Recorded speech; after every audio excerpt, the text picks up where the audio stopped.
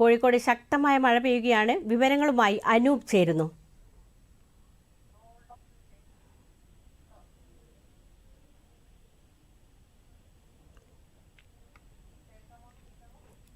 അനൂപ് കേൾക്കാമോ?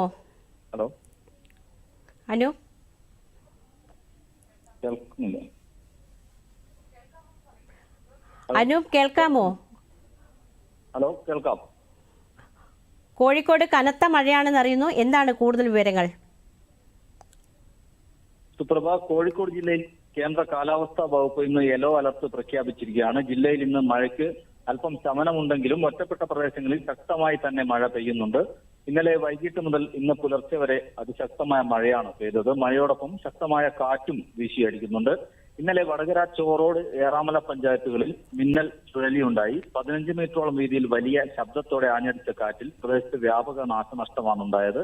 ഇതിൽ 40ഓളം വീടുകൾക്ക് ഭാഗികമായി കേടുപാടുകൾ സംഭവിച്ചു. പ്ലാവ്, മാവ്, തെങ്ങ്, തേക്ക് തുടങ്ങിയ കൂറ്റൻ മരങ്ങളാണ് വീടിന് മുകളിൽ പതിച്ചത്.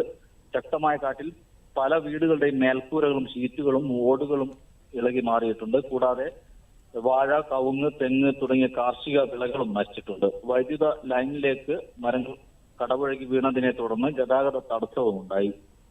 നവീകരണ പ്രവൃത്തി നടക്കുന്ന ദേശീയപാതയിൽ മഴയിൽ വലിയ വെള്ളക്കെട്ട് രൂപപ്പെട്ടിട്ടുണ്ട്. പ്രത്യേകിച്ച് പയ്യോളി, തിക്കോടി, കൊയിലാണ്ടി പ്രദേശങ്ങളിൽ റോഡിൽ വലിയ കുണ്ടും കുഴിയും രൂപപ്പെട്ടതിനാൽ ഇതുവഴിയുള്ള യാത്രയും ഏറെ ദുഷ്കരമാണ്. കൂടാതെ നാദാപുരം, എടച്ചേരി, കുമ്മങ്കോട്, വളയം, ചെക്കാട്, കുയിതേരി മേഖലകളിലും കാറ്റ് നാശം വിതച്ചു. ഇവിടെ ചിലയിടത്ത് മരം വീണ് വൈദ്യുത ബന്ധം താറുമാറായിട്ടുണ്ട്. 2 വീടുകൾക്ക് കേടുപാടുകൾ സംഭവിച്ചിട്ടുണ്ട്. മറ്റൊന്ന് കിഴക്കൻ മലയോര മേഖലയായ പേരാമ്പ്ര, കടിയങ്ങാട്, പുറവൂരിൽ വീടിന് മുകളിൽ മരം വീണ് നാശനഷ്ടമുണ്ടായി. എന്തായാലും സംസ്ഥാനത്ത് മഴയും കാറ്റും ശക്തമായി തുടരും എന്ന് തന്നെയാണ് കാലാവസ്ഥാ വകുപ്പിന്റെ അറിയിപ്പ്. കടലാക്രമണ സാധ്യത കണക്കിലെടുത്ത് തീരദേശത്തും ജാഗ്രതാ നിർദ്ദേശമുണ്ട്.